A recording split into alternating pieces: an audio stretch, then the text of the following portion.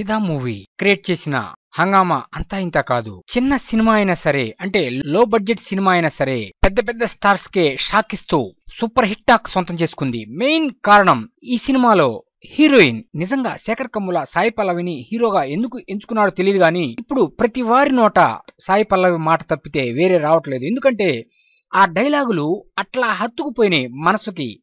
చాలా సింపుల్ గా చలాకీగా ఉండే ఒక ఆడపిల్ల డైలాగ్స్ ఎంత స్వీట్ గా ఉన్నాయి అనే విషయం ఇప్పుడు చర్చనీయాంశమైంది.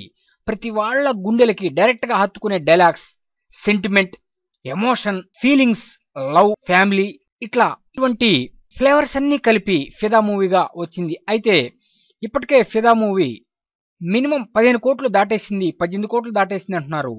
అయితే 6 రోజుల కలెక్షన్స్ వచ్చి 20 కోట్లనే ఒక చర్చ నడుస్తుంది. కానీ దీంట్లో గ్రాస్ ఎంత, నెట్ ఎంత, షేర్ ఎంత అని ఇక అవన్నీ అధికారికంగా బయటకు రావాలి. ఇంకా బయటకు రాలేదు. ఏదేమైనా సరే ఈ సినిమా క్లాస్ ఆడియన్స్ మనసుకి హత్తుకుపోయింది. మరి ఇక సాయి పల్లవి భవిష్యత్తులో అనేకమైన అవకాశాలు తెచ్చుకుంటానికి ఒక మంచి బాట వేసిన సినిమా ఫిదా. సో ఒక విధంగా చెప్పుకోవాలంటే వరుణ్ తేజ్ మూవీ కెరీర్ లోనే, అంటే శేఖర్ కమ్ముల మూవీ కెరీర్ లో కూడా, సాయి పల్లవి మూవీ కెరీర్ లో కూడా ఈ సినిమా బ్లాక్ బస్టర్ హిట్టే. ఎందుకంటే లో బడ్జెట్ సినిమా 20 కోట్లకు పైగా వసూలు చేసిందంటే ఏంటి మామూలు విషయం కాదు. అందువల్ల Fidaa movie bumper hit, no doubt.